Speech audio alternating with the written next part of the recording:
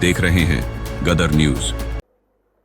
अध्यक्ष महोदय, भारत का संविधान प्रारंभ होता है एक पंक्ति से, हम भारत के लोग।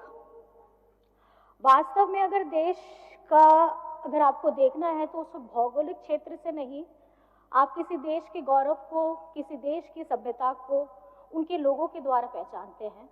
और जिस तरीके से आज आखिर देश में हमारे जो बच्चे हैं, हमारे युवाएं हैं, अगर वही शिक्षा के क्षेत्र में उनकी स्थिति बदतर हालत की रहेगी तो आप समझ सकते हैं कि राज्य का क्या हालत होगा। आदरणीय हमारी पूर्व शिक्षा मंत्री जी बोल रही थी, बहुत अच्छा लगा उनकी बातें सुन करके भी। लेकिन आप सभी जानते हैं कि पूर्ववर्ती सरकारों ने हमारे झारखंड में शिक्षा के क्षेत्र में क्या किया है। डबल इंजन सरकार क्या कर रही थी। मैं ये बताना चाहूंगी कि हमारे झारखंड के सरकारी स्कूल बंद हो रहे थे। हमारे क्षेत्रीय जो शिक्षक थे उनके पद की नियुक्ति नहीं हो रही थी, उनको समाप्त कर दिया जा रहा था। मोदी जी, सवाल है दृष्टि का, सवाल है नियत का कि आपकी नियत कैसी थी। आज भी हम 5 से 6 वर्षों तक हम झारखंड के विद्यालय बंदी का विषय क्यों उठाते हैं? इसलिए उठाते हैं क्योंकि इनकी सोच जग जाहिर हो गई थी, जो इनको झारखंड की जनता ने 2014 में दिया था। किसी भी अगर आपने स्टडी किया होगा, देश में किसी भी लोकतांत्रिक सरकार ने किसी भी राज्य में 20% से ज़्यादा स्कूलों को अगर बंद कराया है तो मुझे लगता है कि झारखंड का नाम उसमें आता है। और मैं आपको कुछ दिखाना चाहती हूँ। ये दिसंबर 2018 का हिंदुस्तान टाइम्स का है। इसमें हेडिंग भी था कि Jharkhand government is planning to shut 6,646 schools.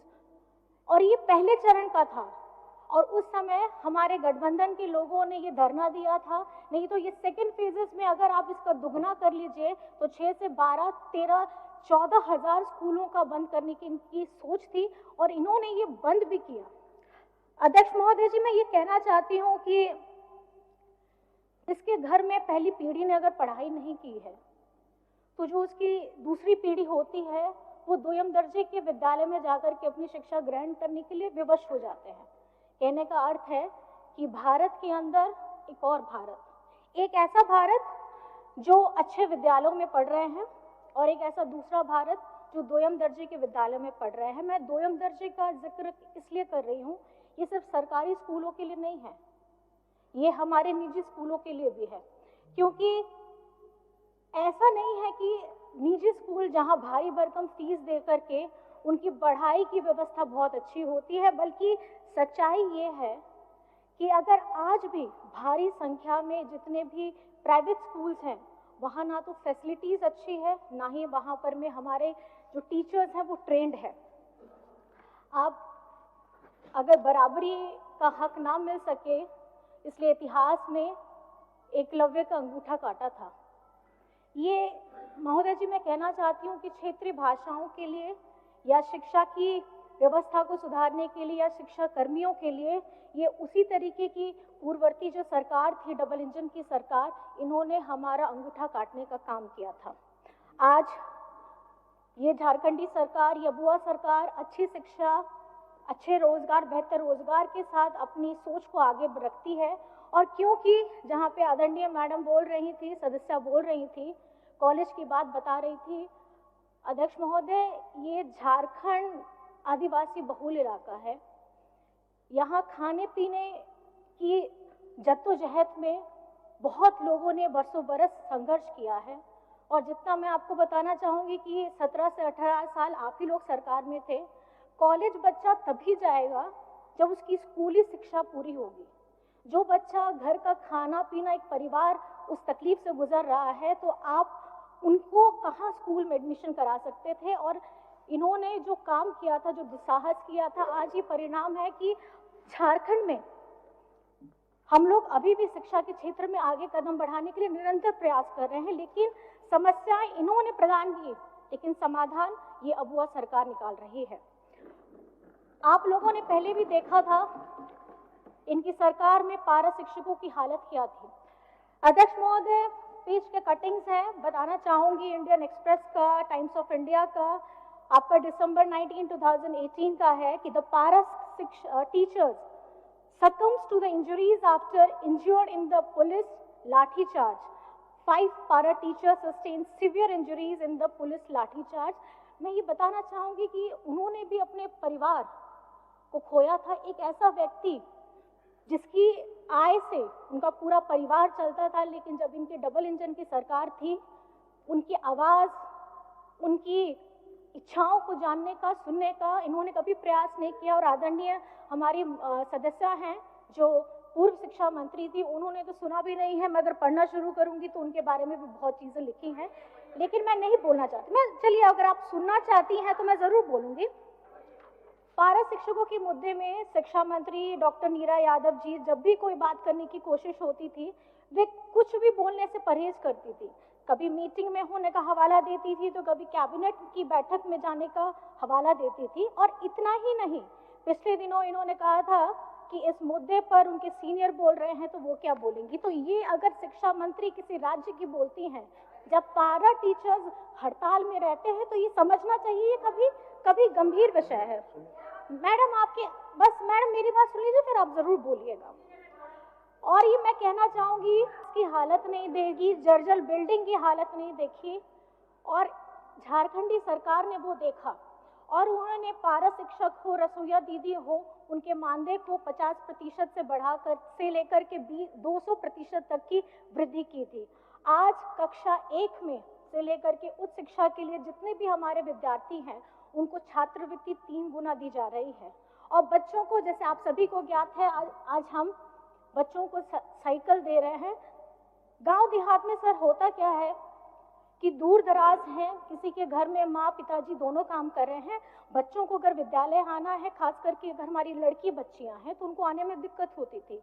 मैं इस सकारात्मक सोच को बहुत बहुत धन्यवाद करती हूँ, क्योंकि हम लोग भी जब साइकिल वितरण करते थे तो बच्चों के चेहरे में बहुत खुशी और एक चमक होती थी।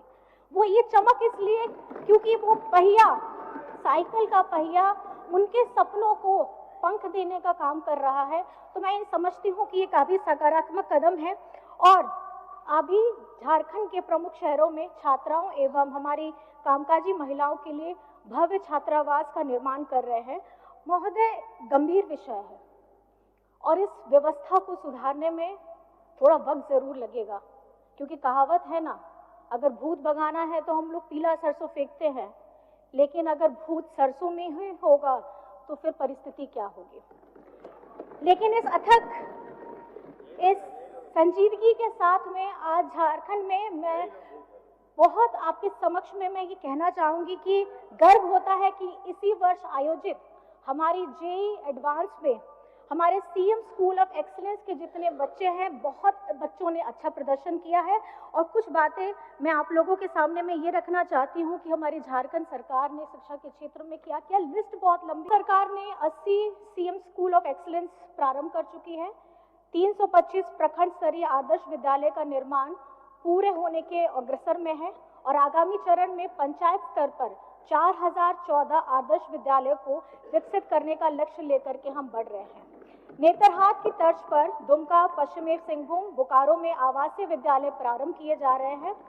राज्य में अवस्थित 203 कस्तूरबा विद्यालय एवं 57 झारखंड बालिका विद्यालयों में छात्रावास की क्षमता वृद्धि का काम किया जा रहा है। पहले चरण में 72 विद्यालयों में से के लिए 302 करोड़ की राशि आवंटित की गई है। 1050 उच्च प्राथमिक विद्यालयों में मैथ्स और साइंस के लैब प्रारंभ किए गए हैं। 5393 विद्यालयों में आईसीटी लैब की स्थापना की गई है। 3552 विद्यालयों में स्मार्ट क्लासेस प्रारंभ किए हैं।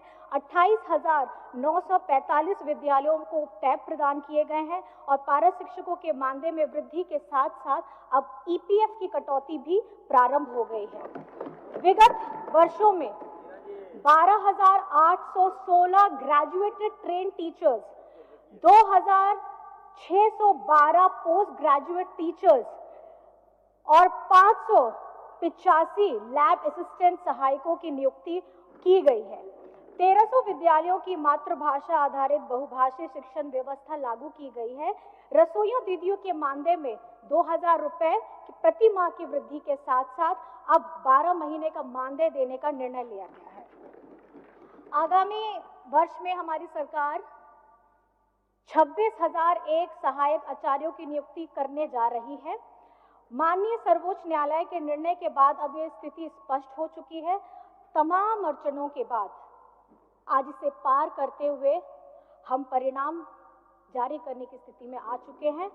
जिला एवं प्रखंड मुख्यालयों में state of art public library का निर्माण किया जाएगा। नई शिक्षा नीति 2020 के आलोक में नए पाठ्यक्रम पाठ्य पुस्तक बनाने के साथ साथ शिक्षक आदि की नियुक्ति प्रक्रिया तेजी से की जाएगी। अध्यक्ष महोदय, इसके साथ साथ मैं ये बताना चाहती हूँ, ये सोच, क्योंकि जिस तरीके से हमारी आने वाली पीढ़ी है, कहीं ना कहीं हम लोग हर एक आयु वर्ग के हैं, हमारे झारखंड के बच्चों का भविष्य कैसे उज्जवल होगा, उसके लिए सकारात्मक कदम जो कुछ और पॉइंट्स में इसमें जोड़ना चाहूँगी अध्यक्ष महोदय। हम लोग झारखंड के लोगों के बच्चों के पाठ्य पढ़ाई प्रशिक्षण से संबंधित कई योजनाएं लेकर आ रहे हैं। जैसे आपने सुना सीएम स्कूल ऑफ एक्सीलेंस है, tribal university, open university, skill university, नए डिग्री कॉलेजेस, शिक्षक बहाली, विदेशों में पढ़ने के लिए छात्रवृत्ति की योजना के साथ गुरुजी स्टूडेंट क्रेडिट कार्ड एवं एकलव्य शिक्षण प्रशिक्षण योजना, मुख्यमंत्री शिक्षा प्रोत्साहन जैसी योजनाओं को लेकर के आ रहे हैं। आईआईटी, आईआईएम, मेडिकल, लॉ आदि की निःशुल्क तैयारी करवाएंगे महोदय, और प्रवेश मिलने के बाद उन्हें पढ़ने के लिए आर्थिक सहायता भी उपलब्ध कराएंगे। शिक्षा की ताकत अगर समझने के लिए हमें बाबा अंबेडकर साहिब जी की जीवनी पढ़नी चाहिए, क्योंकि संविधान की ताकत वही समझ पाएंगे जो इन्हें पढ़ पाएंगे अध्यक्ष महोदय। और संविधान पूजने के साथ साथ जरूरत है उसे पढ़ने की, उसे समझने की, क्योंकि किताबें चुप रहती हैं और उसको जिसने पढ़ लिया वो जीवन में बोल भी सकता है, लड़ भी सकता है और अपनी आवाज को बुलंद भी कर सकता है।